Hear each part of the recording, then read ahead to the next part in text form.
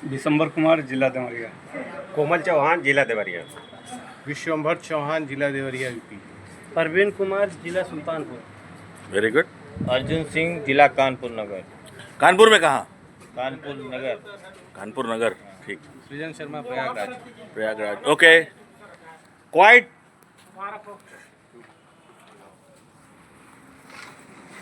Good morning. Good morning sir. तो हम लोग यहाँ पर असेंबल हुए हैं। एक छोटी सी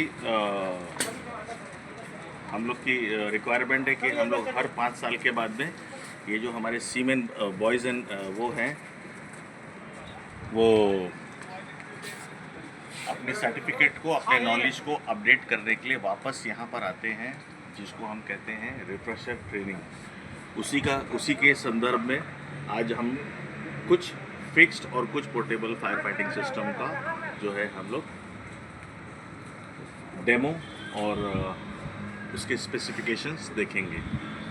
जनरली एक जो एक्सटिंग्विशर है, जो उसको हम लोग बोलते हैं पोर्टेबल एक्सटिंग्विशर, किसी भी हालत में उसका टोटल वजन 23 किलो से ज़्यादा नहीं होना चाहिए। उसके बाद में ये जो है, ये 4 प्रकार के होते हैं: water type, foam, DCP and CO2। इन सब का प्रिंसिपल अलग अलग है और ये अलग अलग तरह की आग बुझाते हैं। जैसे वाटर टाइप है, वो कूलिंग करता है, उसके लिए क्या है, वो कूलिंग इफेक्ट से आग बुझाता है। जो डीसीपी है वो स्मूदनिंग करता है, मतलब एयर को कट ऑफ करता है फायर से, जिससे कि आग बुझ जाती है। जो फोम टाइप है, वो फोम की एक लेयर बनाता है ऑयल टाइप ऑफ फायर में, और वो पूरा का पूरा आपका आग उससे, जब वो फोम की लेयर वाटर के ऊपर पूरी जम जाएगी, फैल जाएगी, तो उसको ऑक्सीजन नहीं मिलेगी, इस वजह से आग बुझ जाएगी। फायर ट्रायंगल में 3 चीज़ होती है: fuel, air and burning heat. Fuel, air and heat, इसमें से हम एयर को कट ऑफ कर देंगे तो वो ट्रायंगल इनकम्प्लीट हो जाएगा और आग बुझ जाएगी। उसके बाद में 4th is CO2। CO2 is basically use for, जो है इसका जो उपयोग है, शाबाश, इलेक्ट्रिकल फायर। ठीक है, तो अभी मैं आपको दिखाने जा रहा हूँ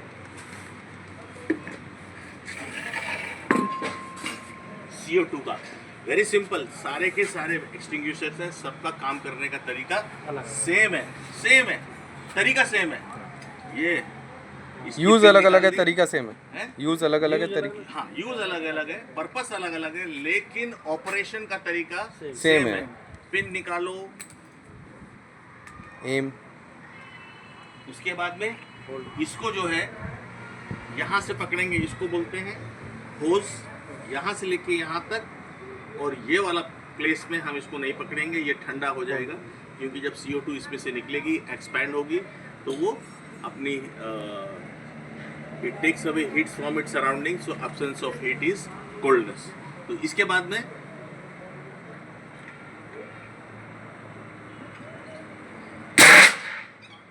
देखा, इट इज सो पावरफुल। और इसको हम लोग 3 से 4 मीटर दूर से करेंगे, बिल्कुल उसके जहाँ इलेक्ट्रिकल फायर लगी है उसमें नहीं करेंगे। अगर कोई कंपार्टमेंट बंद है तो उस बंद कंपार्टमेंट के अंदर इसको सोच समझ के ज़रूरत के हिसाब से करेंगे। मान लीजिए ये बंद कंपार्टमेंट है, इसमें मैंने ऑपरेट किया और मुझे थोड़ा सा ऐसा चक्कर आने लगा, मुझे डिजीनेस। दैट मीन्स जिस कमरे में मैं ऑपरेट कर रहा हूँ उस कमरे का ऑक्सीजन लेवल कम हो गया है, क्योंकि मैंने इतनी CO2 आग बुझाने के चक्कर में रिलीज़ कर दी है। और एट द सेम टाइम जब आग लगी थी तो क्या कर रही थी, वो रबर को, जो इलेक्ट्रिकल फायर थी या जो भी थी, वो रबर को और जला के कार्बन मोनोऑक्साइड जो है, कार्बन डाइऑक्साइड, वो ऑलरेडी उस कमरे में भर रही थी और हमने उसको डबल कर दिया इसको आग बुझाने के समय। अब क्या हो जाएगा, डिजीनेस आएगी तो आप ऑपरेशन बंद करके बाहर आ जाएंगे। ठीक है, क्योंकि कन्फाइंड स्पेस में इसको यूज़ करने से बहुत ही सोच समझ के करना है। Otherwise you will be resulting yourself in A casualty. दूसरा हमारे पास लवली एक्सटिंग्विशर है, इसको हम लोग बोलते हैं एक्सटिंग्विशर का, फायर फाइटिंग का राजा। क्या बोलते हैं? राजा। ये राजा है फायर फाइटिंग का, सेम है। इसका लॉकिंग पिन निकालेंगे, जिस जगह पर भी आग लगी हुई है वहाँ इसको लेके जाएंगे, सेम।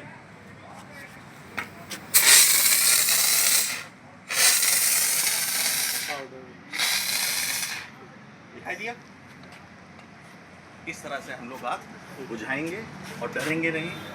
ये जो है एक उसके ऊपर लेयर डाल देता है। किसके ऊपर? हाँ। अरे हवा उस तरफ आ गई।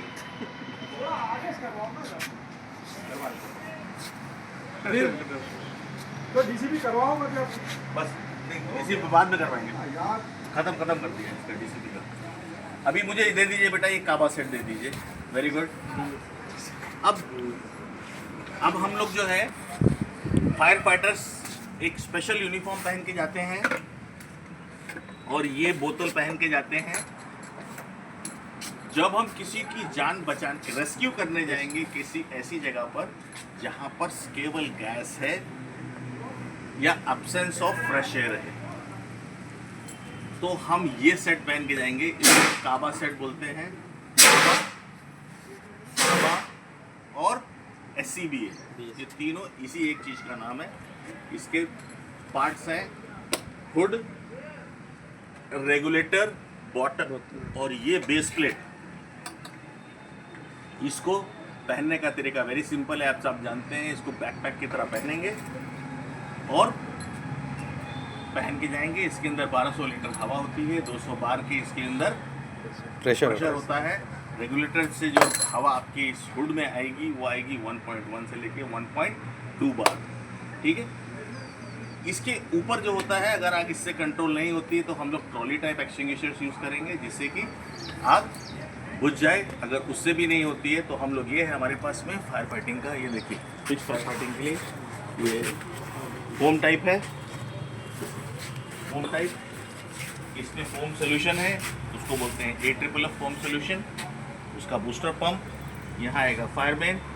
Output of the foam will be from that hydrant. ये जो ऊपर जो दिखाई दे रही है गन, सामने ये वाली गन दिखाई दे रही है, ये फिक्स फायर फाइटिंग में इंजन रूम में तो जाएगी और जहाँ जहाँ इसको जाना है वहाँ जाएगी। उसके अलावा ये अपर डेक पर भी दोनों आएंगी और मेन डेक पे आने के बाद में पोर्ट और स्टार्बोर्ड साइड में 2 ऐसी टरेट्स होंगी, फोम टरेट्स। उसके बाद में एक ऐसा हाइड्रेंट होगा जिसमें यहाँ पर हम फायर होज लगा के उसके अंदर फोम एप्लीकेटर की जो नोजल नहीं होती इतनी बड़ी, फोम एप्लीकेटर वाली नोजल, उसको उसमें लगाएंगे और उससे आग को कंट्रोल करेंगे या रेस्ट्रिक्ट करेंगे। तो इट्स वेरी सिंपल। यहाँ पर रिजर्वर छोटा है, टरेट एक है, हाइड्रेंट एक है, लेकिन जहाज में बहुत सारे हाइड्रेंट होंगे, आपके पास बहुत सारी टरेट्स होंगी।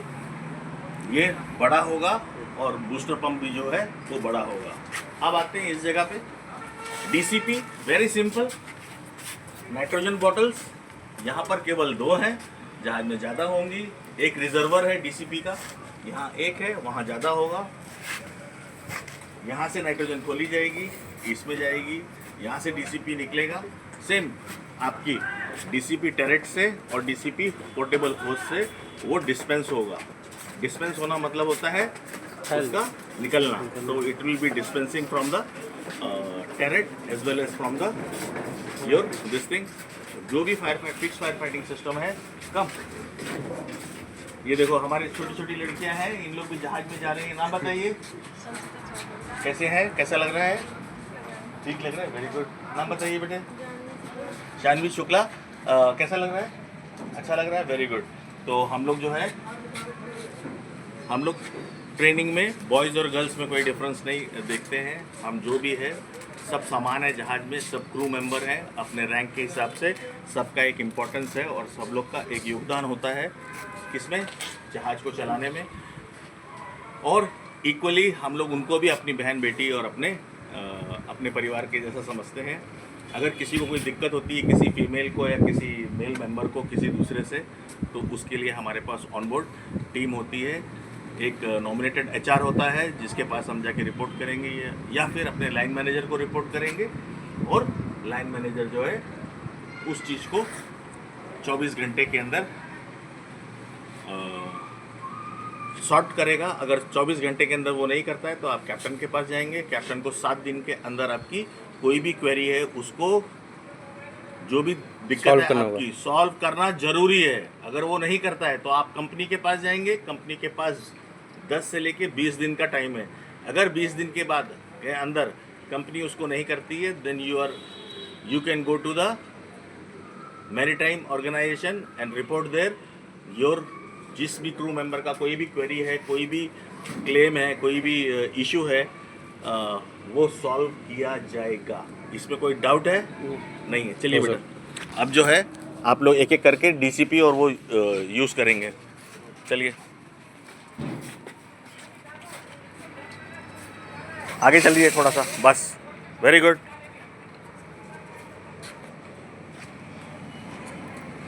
इधर इधर हाँ हाँ हाँ चलाओ वेरी गुड। नेक्स्ट हाँ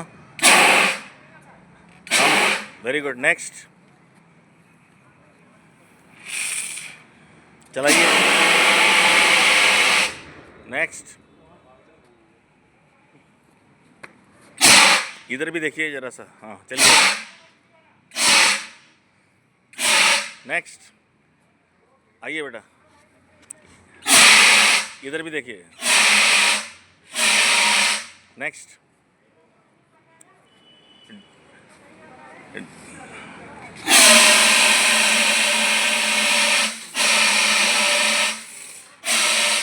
चलिए डीसीपी पूरा वो कर दीजिए। बहुत बढ़िया बहुत बढ़िया। नेक्स्ट आप करिए बेटा।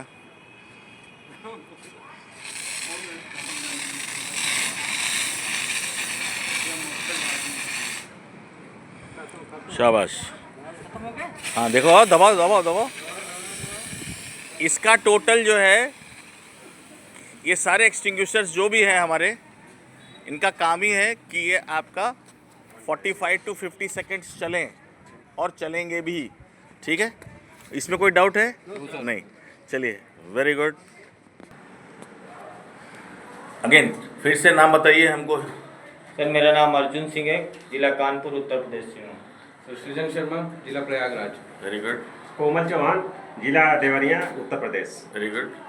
विश्वम्भर चौहान, जिला देवरिया, उत्तर प्रदेश। Very good. दिसंबर कुमार, जिला देवरिया, उत्तर प्रदेश। Very good. परवीन कुमार, जिला सुल्तानपुर, उत्तर प्रदेश। Very nice. अब जो है हम ये देख रहे हैं कि एक सिनेरियो मान के चलते हैं जहाँ पर कैजुअलिटी हमने सस्टेन की है। कैजुअलिटी सस्टेन करने का मतलब क्या होता है? कैजुअलिटी हो जाना। जैसे हम और आप काम कर रहे हैं, दो क्रू मेंबर काम कर रहे हैं, उसमें से किसी वजह से आग लग जाती है, एक्सप्लोजन हो जाता है, ऐसा कुछ होता है जिससे उनमें से कोई एक आदमी इंजर्ड हो जाता है। तो दूसरा आदमी क्या करेगा? अगर मुझे इसको यहाँ से वहाँ लेके जाना है तो मैं एक इसको उठा के खींच के one man carry 2 arms drag, चाहे लड़की हो या लड़का हो, ऐसे करना है। ये जमीन पे लेटा है और मैं पीछे चलता जाऊंगा, है ना। उसके बाद में वन मैन कैरी में सीधा हाथ डालेंगे, इसमें लेंगे, कंधे पे लेके सीधे चले जाएंगे। लेकिन अगर मुझे ऐसी सीढ़ी पे चढ़ाना है तो नॉट पॉसिबल नहीं है। भाई मेरा वजन ज्यादा है, ये मुझे नहीं उठा सकता।